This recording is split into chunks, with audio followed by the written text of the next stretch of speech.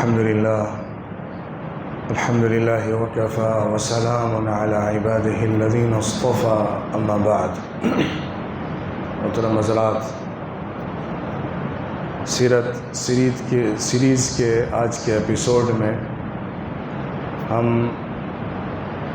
ان حالات کا تجزیہ کریں گے جو صلح حدیبیہ کے بعد پیش آئے ہیں۔ جو حالات مدینہ منورہ میں سیاسی اعتبار سے، دعوتی اعتبار سے سامنے آئے ہیں صلح حدیبیہ کے بعد، وہ تاریخ کے اندر بڑی اہمیت رکھتے ہیں، بڑے اثر، ان کا بڑا اثر ہے بعد کے حالات کے اوپر۔ تو اس لیے اس موضوع کو سمجھنا، تاریخ اسلام کو سمجھنے کے لیے اور حضور صلی اللہ علیہ وسلم کی سیرت کو سمجھنے کے لیے بہت اہم ہے۔ میں نے ذکر کیا تھا کہ صلح حدیبیہ جس طریقے پر ہوئی تھی، اس میں حضور صلی اللہ علیہ وسلم نے ان کے مطالبوں کو قبول کیا تھا جو انہوں نے پیش کیے تھے۔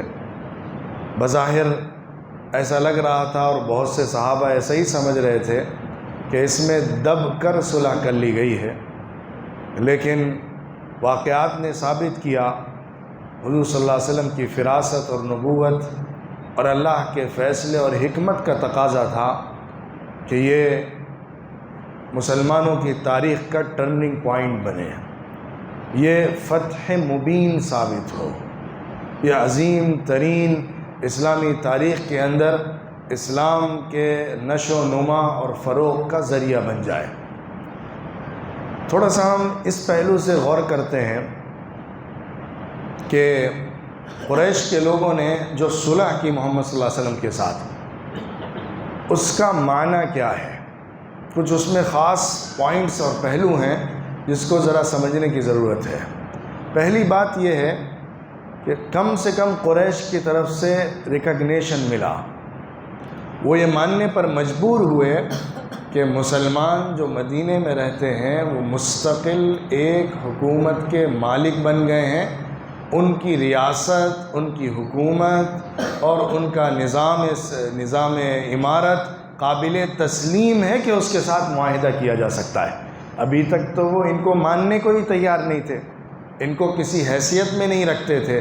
اب صلح کرنے کے بعد کم سے کم یہ ثابت ہو جاتا ہے کہ وہ یہ ماننے پر مجبور ہیں کہ یہ ایک مستقل ریاست اور حکومت ہے۔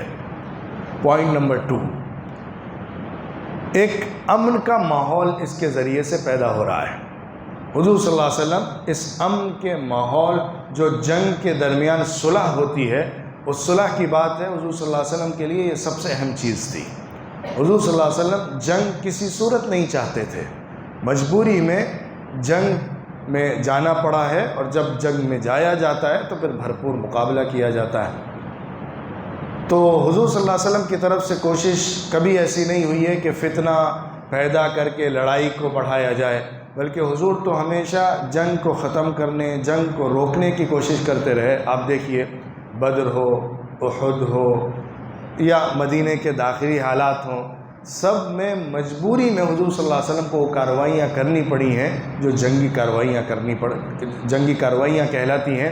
لیکن اس کا ہرگز مطلب یہ نہیں ہے کہ مسلمان ہمیشہ مجبوری کی حالت میں ہی ریئیکٹ کرتا ہے، بلکہ اپنی تمام تیاری کے ساتھ، پورے انتظامات کے ساتھ، پوری طاقت کے ساتھ حضور صلی اللہ علیہ وسلم نے اپنی طاقت کو اور اپنی شوکت کو منوایا بھی ہے۔ اس پہلو کا بھی انکار نہیں کیا جا سکتا۔ لیکن حضور صلی اللہ علیہ وسلم چاہتے تھے کہ ٹھنڈے ماحول میں سنجیدگی کے ساتھ بات کو سمجھا جائے۔ اس کے لیے جو جنگ کے علاوہ امن کے حالات ہوتے ہیں وہ مفید ہوتے ہیں۔ تو اس موقع کو حضور صلی اللہ علیہ وسلم نے جس طرح سے استعمال کیا، وہ ثابت کرتا ہے کہ اسلام کی دعوت اور اسلام کی نشر و اشاعت میں صلح حدیبیہ نے جو کردار ادا کیا ہے، وہ اس سے پہلے اور اس کے بعد کسی اور خاص جنگ کے ذریعے سے نہیں ہوا ہے۔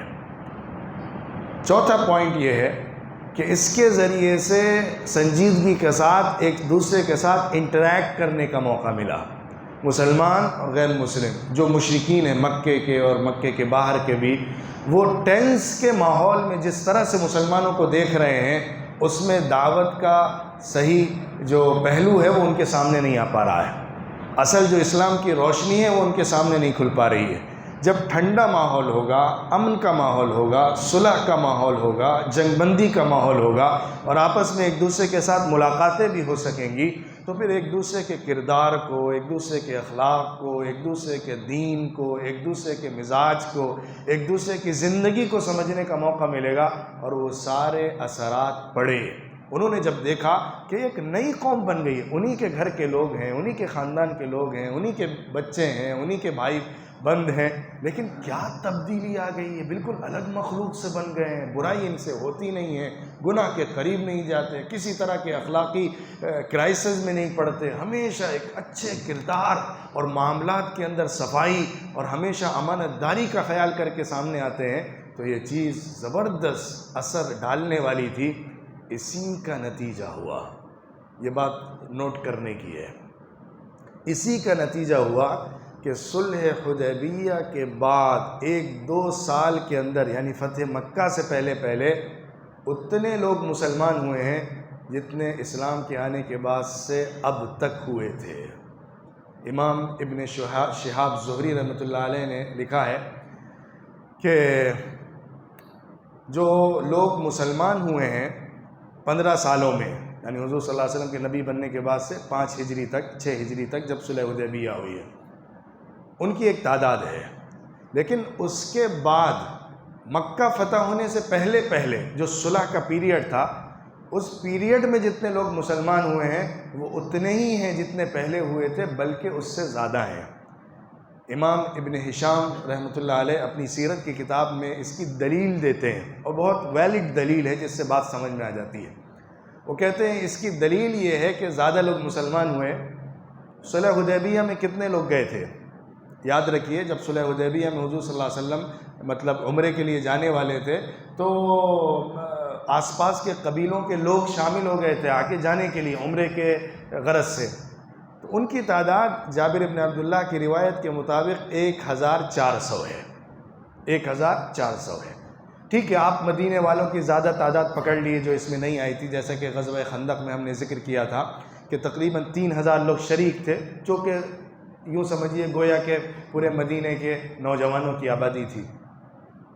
پھر آپ اندازہ لگائیے کہ جب فتح مکہ 2 سال کے بعد ہوئی ہے، سن 8 ہجری میں، اس وقت جو صحابہ حضور صلی اللہ علیہ وسلم کے ساتھ مکہ فتح کرنے کے لیے گئے ہیں، ان کی تعداد 10,000 تھی۔ یہ کہاں سے پیدا ہوئے؟ کوئی نئی جنگیں تو ہو نہیں رہی تھی کہ پکڑ کے کسی کو مسلمان بنایا جا رہا ہو، یہ سب لوگ اسی صلح کے پیریڈ میں مسلمان ہوئے ہیں۔ اسی لیے اس کو اللہ نے اِنَّا فَتَحْنَا لَكَ فَتْحًا مُبِينًا کہا ہے۔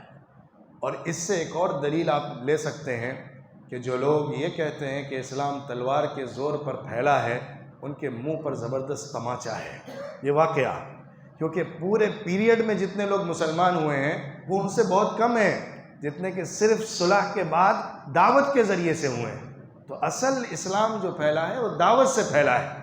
جنگ سے پھیلنا ہوتا تو دوسری لڑائیوں میں زیادہ لوگ مسلمان ہوتے، زبردستی کنورٹ کیا جاتا ان کو، لیکن حضور نے جنگ کر کے کسی کو زبردستی مسلمان ہی نہیں بنایا۔ دعوت کے ذریعے سے جو لوگ مسلمان ہوئے ہیں وہ اتنی بڑی تعداد میں ہیں۔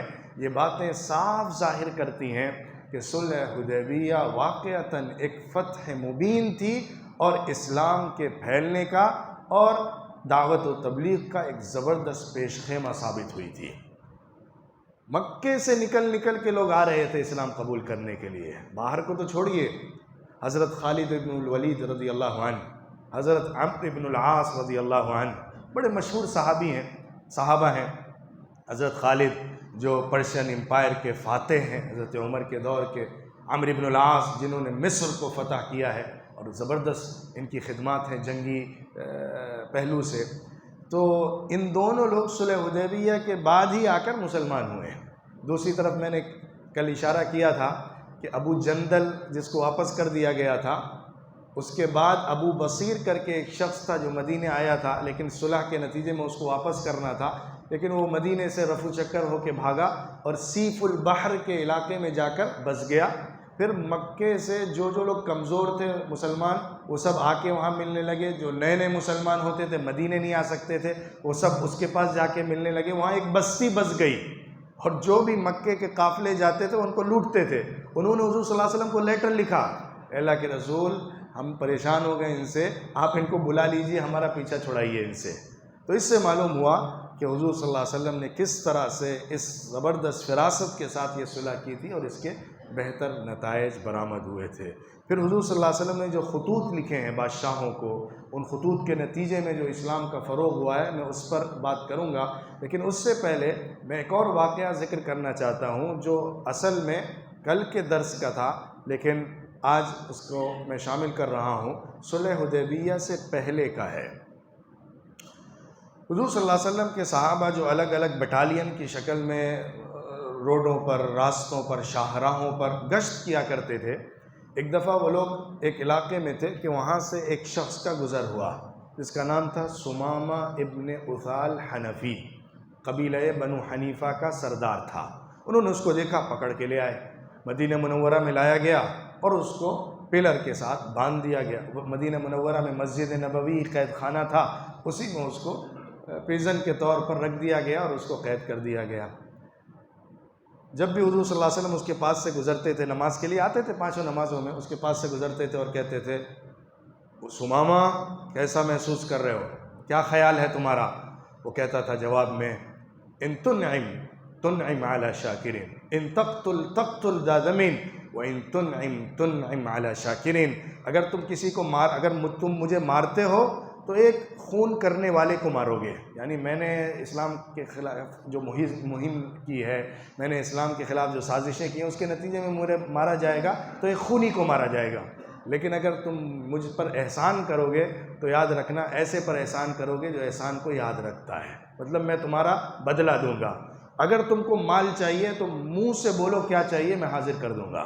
حضور صلی اللہ علیہ وسلم کچھ نہیں بولتے، خاموشی سے نماز میں چلے جاتے۔ وہ 3 دن تک یہی منظر دیکھتا رہا، یہی باتیں ہوتی رہیں۔ تیسرے دن حضور صلی اللہ علیہ وسلم آئے، کہنے لگے سمامہ کی رسی کھول دو، آزاد کر دو، بغیر کسی وجہ کے، بغیر کسی بات کے، بغیر کچھ لیے دیے، کہا اس کو چھوڑ دو۔ ان کی رسی کھولی گئی، مسجد نبوی سے نکل کے آئے، ایک باغ میں پہنچے، وہاں آ کر پانی سے غسل کیا، تیار ہوئے، مسجد نبوی میں آئے، حضور کے ہاتھ میں ہاتھ دیا، کہا میں کلمہ پڑھتا ہوں۔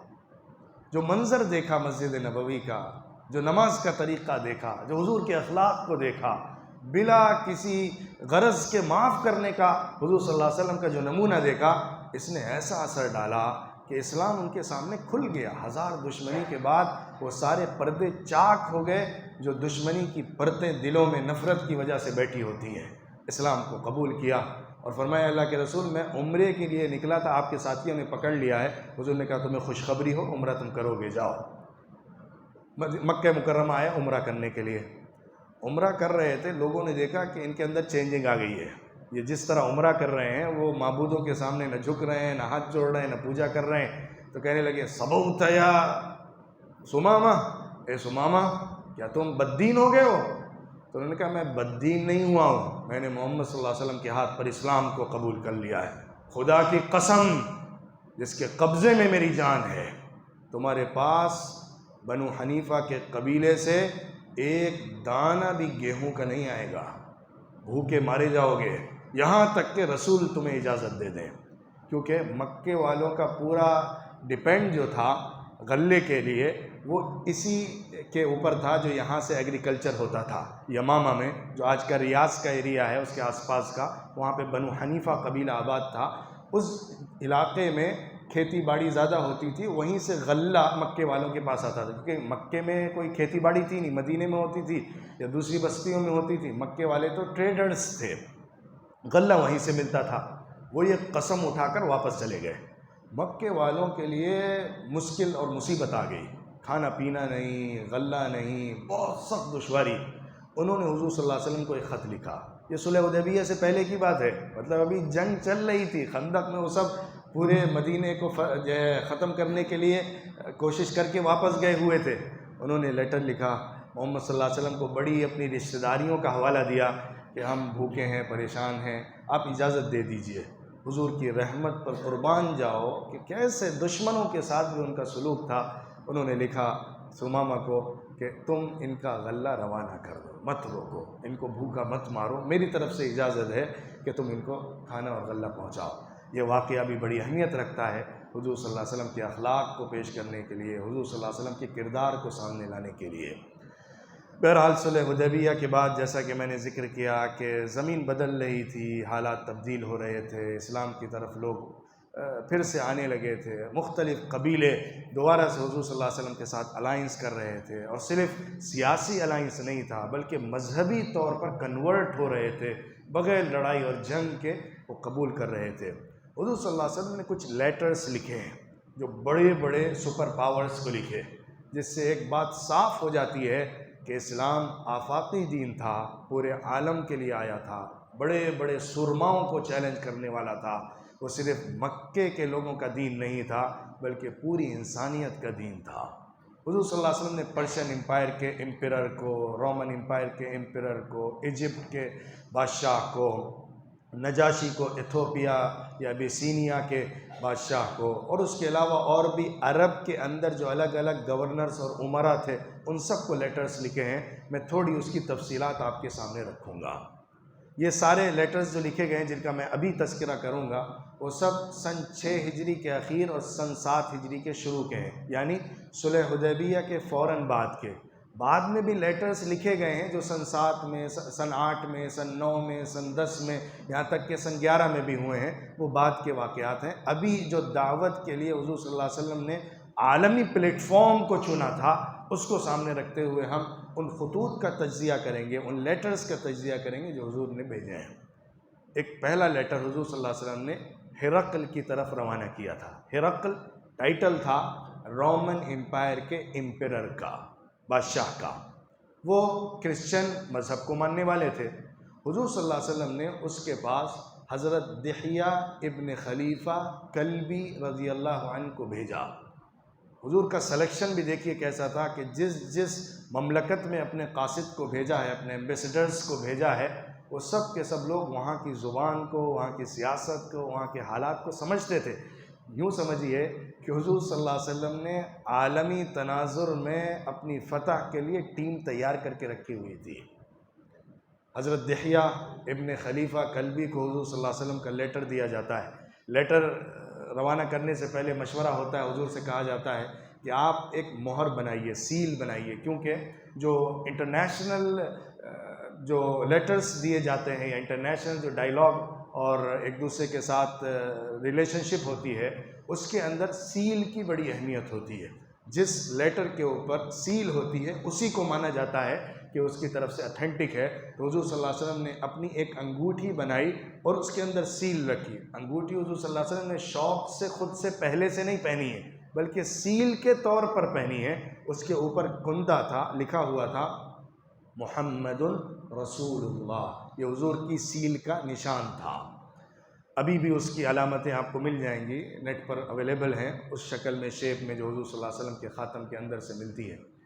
حضور صلی اللہ علیہ وسلم نے ہرقل کو خط لکھا، بسم اللہ الرحمن الرحیم، من محمد عبد اللہ ورسولہ الی ہرقل عظیم الروم، سلام علی من اتبع الہدی، اسلم تسلم یؤتک اللہ اجرک مرتین، اما بعد اسلم تسلم یؤتک اللہ اجرک مرتین فإن تولیت فعلیک اثم الأریسیین، یا اہل الکتاب تعالوا إلى كلمة سواء بيننا وبينكم ألا نعبد إلا الله ولا نشرك به شيئا ولا يتخذ بعضنا بعضا أربابا من دون الله فإن تولوا فقولوا اشهدوا بأننا مسلمون۔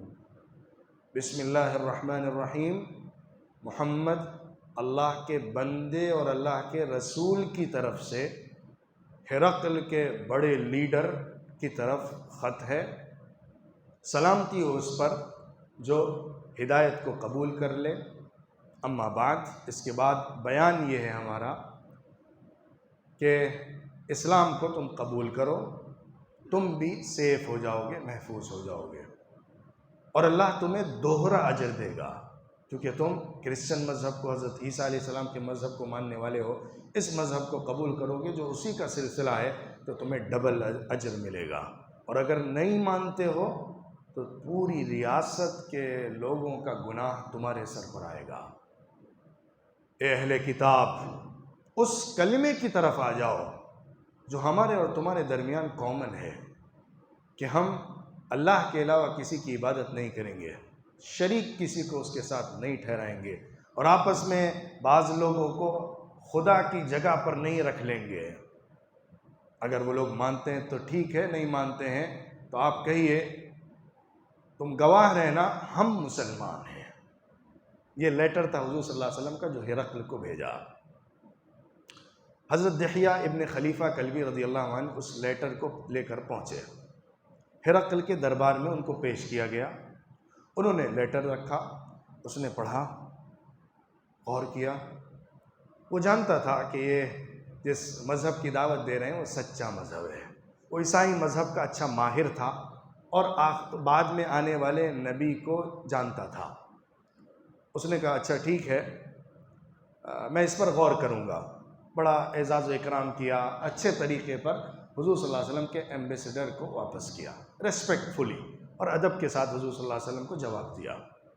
پھر اس کے بعد اس نے سوچا کہ میں ذرا جائزہ لوں گا کہ یہ کون نکلا ہے، کیا ہے اس کی حقیقت۔ تو اس نے اپنے لوگوں کو لگا دیا کہ اگر کوئی مکے سے آنے والا یہاں پر ہے تو اس کو میرے پاس لایا جائے۔ اتفاق سے انہی دنوں میں ابو سفیان ابن حرب غزہ کے سفر پر تھے، جو فلسطین کا علاقہ ہے، وہ انہی کے انڈر آتا تھا۔ ان کو پکڑ کے لایا گیا ہرقل کے دربار میں، ہرقل کے دربار میں پیش کیا گیا۔ انہوں نے کہا میرے سامنے تم بیٹھو۔ اپنا ترجمان جو ان کا ٹرانسلیٹر تھا اس کو دوسری طرف بٹھایا اور فرمایا کہ کہا کہ بالکل صحیح جواب دینا جو میں تم سے سوال کروں گا۔ 11 سوال کیے اس نے، 11 سوال کے جواب کے بیس پہ اس نے ایک اوپینین بنایا جو آگے میں بتاؤں گا۔ پہلا اس کا سوال تھا تمہارے درمیان جو ایک شخص نکلا ہے اس کا حسب نسب کیسا ہے؟ ابو سفیان نے کہا بہت عالی حسب کا ہے، اس کا نسب بہت اونچا ہے، بہت اونچے نسب والا ہے۔ اچھا، دوسرا سوال تھا کہ کیا اس کے خاندان میں کوئی شخص ایسا آیا ہے جس نے نبوت کا دعویٰ کیا ہو؟ اس نے کہا نہیں، ہمارے اوپر کے پرکھوں میں کوئی ایسا نہیں ملتا ہے۔ کہا اچھا تیسرا سوال، اچھا کوئی بادشاہ گزرا ہے تمہارے خاندان میں اس کے میں سے جو بادشاہ پورے عرب کا رہا ہو؟ اس نے کہا نہیں، ایسا کوئی بادشاہ بھی نامور نہیں ہے۔ اس نے کہا اس کے ماننے والے بڑے چودھری، لیڈرز اور عزت دار لوگ ہیں یا کمزور اور دبے کچلے لوگ ہیں؟ اس نے جواب دیا دبے کچلے لوگ ہیں۔ اگلا سوال تھا کہ وہ لوگ بڑھ رہے ہیں یا کم ہو رہے ہیں؟ جواب دیا ان لوگوں کی تعداد بڑھتی جا رہی ہے۔ اگلا سوال تھا کہ کیا کوئی ایسا ہے ان میں سے جو اس دین کو قبول کرنے کے بعد پلٹ گیا ہو، پرانے دین کی طرف واپس آ گیا ہو؟ اس نے جواب دیا نہیں، کوئی بھی ایسا نہیں ہوا۔ اگلا سوال تھا کہ کیا تم نے کبھی اس کی طرف سے جھوٹ کا تجربہ کیا ہے دنیا کی زندگی کے اندر؟ تو ابو سفیان کا جواب تھا نہیں، کبھی ہم نے اس کی طرف سے جھوٹ نہیں دیکھا۔ اگلا تھا کہ کیا کبھی اس نے کچھ غداری کی ہے؟ اس نے کہا ابو سفیان نے نہیں، غداری تو نہیں کی ہے، لیکن ابھی ہمارے درمیان ایک صلح ہوئی بھی ہے، معلوم نہیں وہ کیا کرنے والا ہے۔ ابو سفیان کہتا ہے کہ جتنے سوال کر رہا تھا مجھے کہیں موقع ہی نہیں مل رہا تھا کہ اپنے من سے کوئی بات ڈال دوں سوائے اس پوائنٹ کے جہاں میں نے کہا کہ ایک صلح ہے، شاید وہ کچھ کر دے گا۔ اس کے علاوہ کہیں موقع ہی نہیں تھا۔ اس سے معلوم ہوتا ہے کہ دیکھیے ابو سفیان بھی جھوٹ بولنے کی ہمت نہیں کر پا رہا تھا، کیونکہ عربوں کا ایک خاص مزاج تھا، جان چلی جائے لیکن عزت پہ آنچ نہ آئے، تو جھوٹ بولنے کا مطلب بہت گری ہوئی بات ہوتی تھی۔ تو اس نے سوچا میرا جھوٹ پکڑا جائے گا، یہ تو بہت ہی بدنامی اور گری ہوئی بات ہو جائے گی، اس لیے سچ ہی بولنا ہے۔ اس کے بعد آخری سوال یہ تھا اس کی دعوت کیا ہے، کیا دعوت دے رہا ہے وہ؟ تو ابو سفیان نے کہا وہ ہم کو یہ دعوت دیتا ہے کہ تم ایک اللہ کی عبادت کرو اور شرک کو چھوڑ دو، اور جو تمہارے باپ دادا کا طریقہ شرک کا تھا، اللہ کے علاوہ دوسروں کی عبادت کا تھا، اس سے باز آ جاؤ۔ وہ ہم کو حکم دیتا ہے سچائی کی، امانت داری کی، عفت و عصمت کی، پاک دامنی کی، ڈگنیٹی کی، اور ہمیں اچھائیوں کی اور نیکی کی ترغیب دلاتا ہے۔ یہ اس نے بات پیش کی۔ تو تو اب ہرقل نے جواب میں پوری باتوں کو ریپیٹ کر کے اس کے مطابق اپنا جو اوپینین تھا وہ پیش کیا۔ میں نے پوچھا وہ سب سے کس خاندان میں ہے؟ تم نے بتایا بہت اونچے عزت دار خاندان میں۔ نبی ہمیشہ بہت اونچے نسب والا ہوتا ہے، یہ اللہ کا انتخاب ہوتا ہے۔ دوسری بات، جو سوالات کیے تھے کہ اس کے ہاں کوئی نبی ہے ہوا ہے، کوئی بادشاہ ہوا ہے، نہیں ہے، کیونکہ اگر ہوتا تو ہم کہتے کہ وہ اس کو لینے کے لیے دوبارہ ایسا کر رہا ہے۔ جو لوگ اس کو ماننے والے ہیں وہ کمزور ہیں۔ نبیوں کو ماننے والے شروع میں ہمیشہ کمزور طبقہ، ویک طبقہ ہی ہوتا ہے، وہ ہمیشہ بڑھتے ہیں، کم نہیں ہوتے، اور کوئی پلٹتا نہیں ہے جو مان لیتا ہے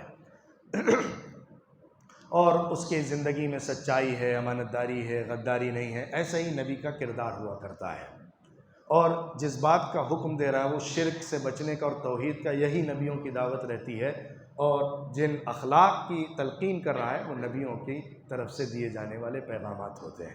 اس نے کہا، غور کریے، ہرقل کتنا سمجھ گیا تھا، کہہ رہا تھا اچھا وہ آخری نبی تمہارے درمیان آیا، میں تو سمجھ رہا تھا ادھر کہیں آئے گا، تمہارا انتخاب ہوا۔ یاد رکھنا یہ شخص میرے قدموں کے نیچے کی زمین تک پہنچ جائے گا۔ محسوس کر چکا تھا کہ اس کی بادشاہت، جو نیا اللہ کا فرستادہ آیا ہے، میرے قدموں کے نیچے تک پہنچے گی۔ وہ کہتا ہے کہ کاش کہ میں اس کے پاس تک بہت تکلیف سفر کی اٹھا کر پہنچ پاتا، اس کے قدم کو بوسہ دیتا، اس کے پیروں کو دھو کر پانی کو پیتا۔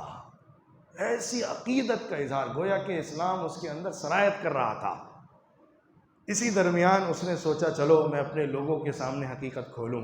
اس نے اپنے لوگوں کو بلایا، جو اپنے بڑے بڑے پارلیمنٹ کے اس کے ممبرز تھے، ان کو جمع کیا اور محل کے سارے دروازوں پر لاک لگوا دیا۔ اس کے بعد اس نے بتایا ایک شخص نکلا ہے، ایسا ایسا ایسا ہے، نبی ہے، ایسی دعوت دے رہا ہے، یہ ہے، ہمیں اس کی بات کو قبول کرنا چاہیے۔ اس نے جیسے یہ کہا لوگ بدک گئے، لوگ فوراً اٹھے بھاگنے لگے دروازوں کی طرف۔ بڑا زبردست سیاسی ماہر آدمی تھا، دروازے پہلے سے لاک کیے ہوئے تھا کہ لوگ بھاگ نہ جائیں کہ باہر نکل کے پھر فتنہ ہو جائے۔ اس نے واپس بلایا، نہیں آؤ آؤ آؤ، بیٹھو بیٹھو، میں اصل میں تمہارے دین کو چیک کر رہا تھا کہ تم کتنے زیادہ اپنے دین پر اسٹرانگ ہو، میں اس چیکنگ کے لیے اس طرح بول رہا تھا، نہیں ہم لوگ اپنے دین پر رہیں گے۔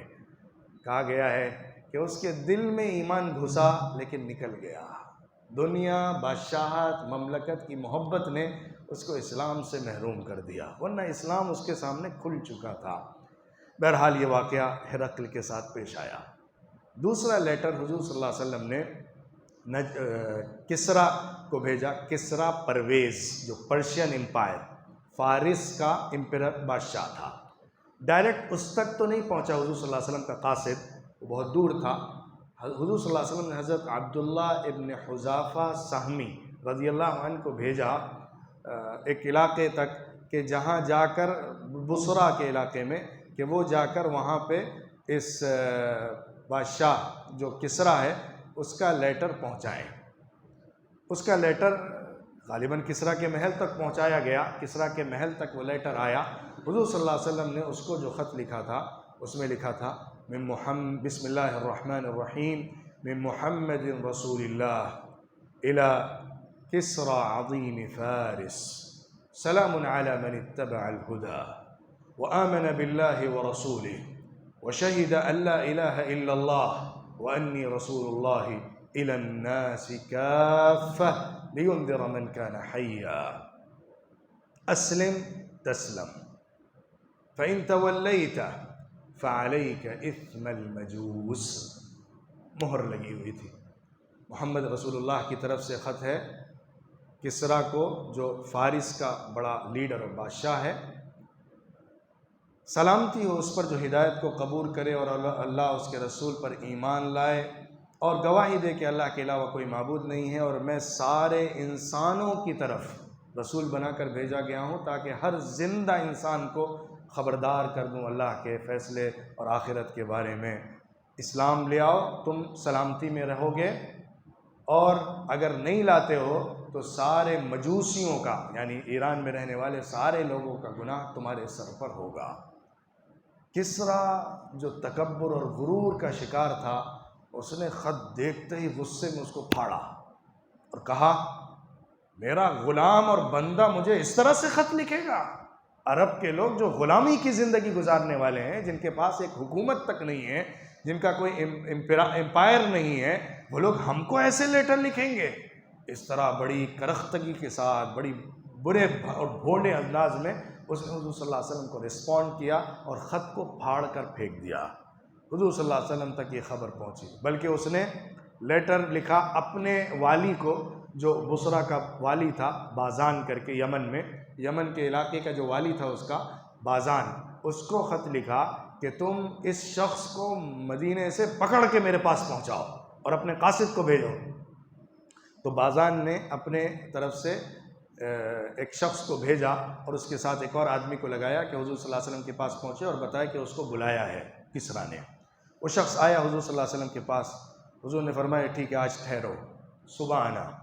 اگلے دن جب وہ آیا تو حضور صلی اللہ علیہ وسلم نے فرمایا تمہارے بادشاہ کی مملکت ٹوٹ چکی ہے۔ جیسے ہی خط کی خبر حضور صلی اللہ علیہ وسلم کو ملی تھی کہ اس نے خط پھاڑا ہے، حضور کو وحی کے ذریعے سے علم ہو گیا تھا، حضور نے بددعا کی تھی مزق اللہ ملکہ، کہ اللہ اس کی بادشاہت کو توڑ کر بکھیر دے۔ اگلے ہی دن جب اس کے پاس وہ لوگ پہنچے ہیں، حضور صلی اللہ علیہ وسلم نے اس سے کہا تمہارا بادشاہ مارا جا چکا ہے۔ کہا تم کیسی بات کر رہے ہو، جانتے ہو کتنی بڑی بات کہہ رہے ہو؟ اس نے کہا تم جاؤ، جا کے خبر کرو ایسا ہی ہوا ہے۔ جو کسریٰ پرویز تھا اس کو اسی دن اس کے بیٹے شیرویہ نے مارا تھا اور مار کر حکومت پر قبضہ کیا تھا۔ اس کے بعد سے پھر جو فارس کی، پرشین امپائر کی جو ریاست تھی وہ ٹوٹتی ہی چلی گئی، بکھرتی ہی چلی گئی، اس کی شوکت ختم ہو گئی۔ اس کے بعد حضور صلی اللہ علیہ وسلم نے بلکہ کسریٰ سے پہلے ہی خط لکھا تھا مصر کے بادشاہ کو، جس کا نام تھا مقوقس، وہاں کے بادشاہ کا لقب ہوتا تھا غالباً مقوقس، اس کو حضور صلی اللہ علیہ وسلم نے خط لکھا تھا۔ وہ بھی کرسچن مذہب کو ماننے والا تھا۔ بسم اللہ الرحمن الرحیم، من محمد عبد اللہ ورسولہ الی المقوقس عظیم مصر عظیم القبط۔ حضور نے اس کو عظیم القبط کہا۔ قبط مصر کے جو نیٹو لوگ ہیں ان کو کہتے ہیں عظیم القبط۔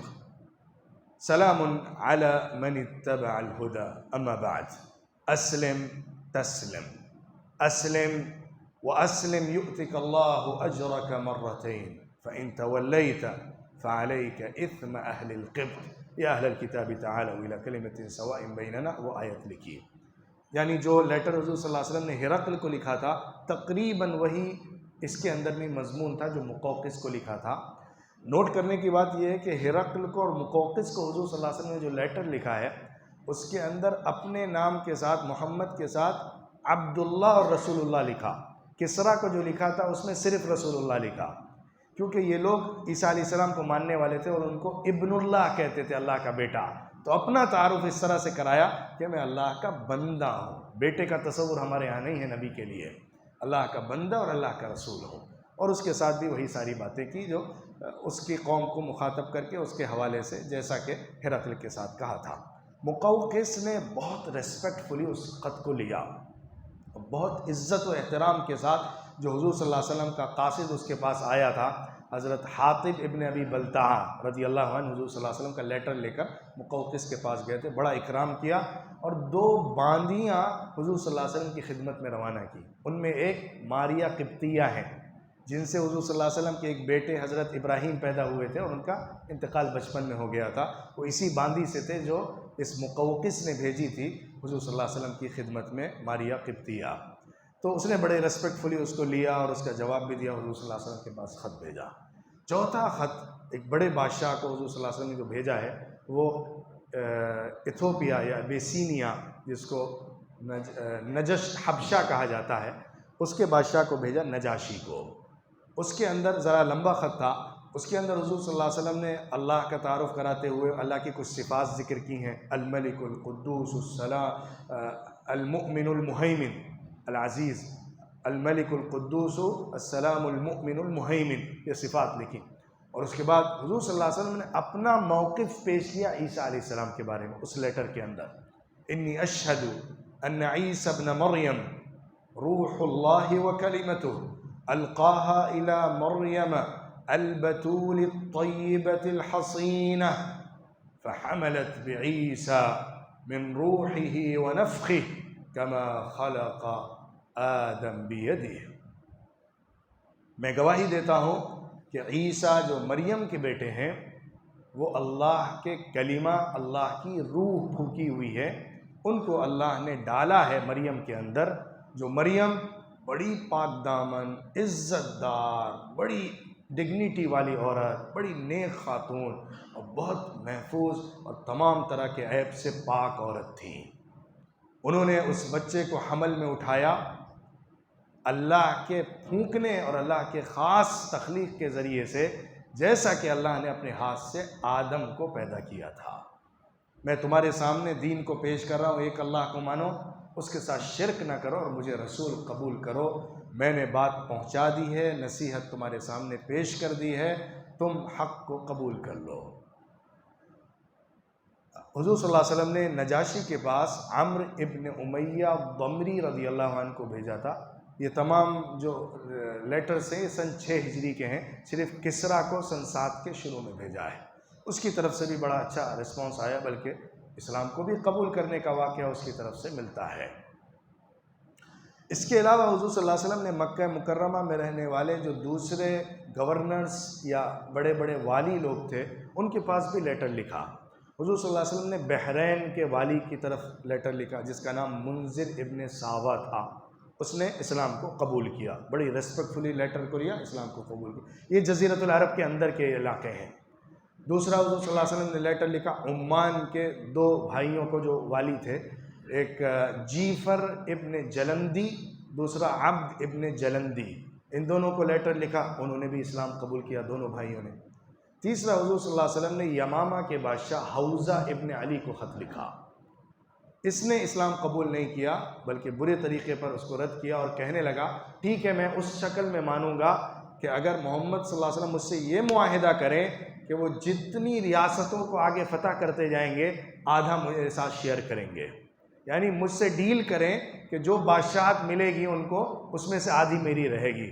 حضور نے کہا میں اس کو ایک پھوٹی کوڑی نہ دوں گا، اور حضور نے خبر دی تھی کہ ان میں ایک ایسا شخص نکلے گا جو نبوت کا دعویٰ کرے گا، اسے مارا جائے گا، اور فرمایا تھا یہ شخص مارے گا، وہی مسیلمہ کذاب وہیں سے نکلا تھا۔ اس کے علاوہ حضور صلی اللہ علیہ وسلم نے غساسنہ کے بادشاہ حارث ابن شمر غسانی کی طرف بھی لیٹر لکھا، اس کی طرف سے بھی اسلام قبول کرنے کی بات نہیں ملتی ہے۔ یہ سب ابتدائی دور کے ہیں، پھر بعد میں اور بھی لیٹر حضور صلی اللہ علیہ وسلم نے دوسرے افراد کو بھیجے ہیں۔ اس طرح حضور صلی اللہ علیہ وسلم نے اپنی دعوتی مہم کو، دعوتی خدمات کو پورے جزیرۃ العرب میں، بلکہ جزیرۃ العرب سے باہر بڑے بڑے جو بادشاہت کے علمبردار تھے، بڑے بڑے امپائر تھے، ان تک پہنچایا، اور قریب کے علاقے جو تھے وہ سب تو کھچ کھچ کے اسلام کی طرف آ ہی رہے تھے، اسلام قبول کر رہے تھے۔ مدینہ منورہ کے آس پاس کی بستیاں، وہاں کے لوگ بار بار قریب قریب کے آتے جاتے تھے، الائنس کرتے تھے، مسلمان ہوتے تھے۔ ایک اسلام کا زبردست دروازہ کھل گیا تھا کہ لوگ جوق در جوق اسلام کی طرف کھچے کھچے کشاں کشاں چلے آ رہے تھے۔ انہی حالات میں حضور صلی اللہ علیہ وسلم نے ایک اور جنگی مہم کا ارادہ فرمایا جو کہ یہودیوں کے علاقے کی طرف تھی، کیونکہ مدینہ منورہ تو یہودیوں سے پاک ہو گیا تھا، لیکن مدینے کے باہر کچھ دہائیوں پر محیط کلومیٹر کے باہر جو یہودی جا کر بس گئے تھے، خاص طور پہ بنو نذیر کے یہودی، ان کی گرفت کرنا، کیونکہ انہوں نے پوری جنگ خندق میں اہم رول ادا کیا تھا، ان کی گرفت کرنا بہت ناگزیر تھا۔ اسی وجہ سے پھر غزوہ خیبر واقع ہوئی، جس کی خوشخبری اللہ نے، بلکہ اس کی فتح کی خوشخبری اللہ نے صلح حدیبیہ کے ساتھ دی تھی۔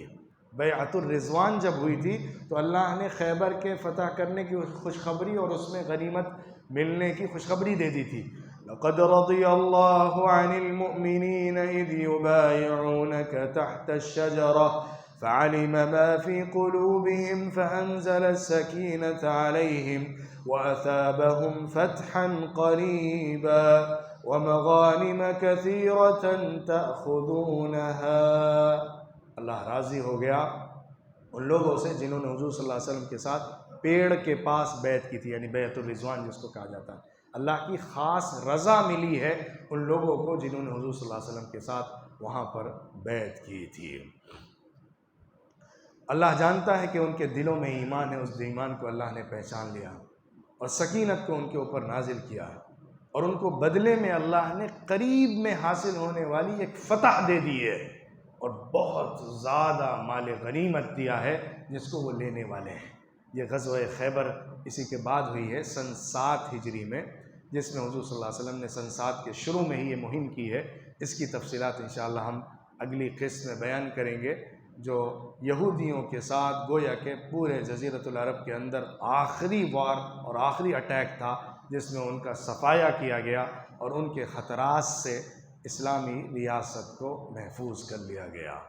وآخر دعوانا ان الحمد للہ رب العالمین۔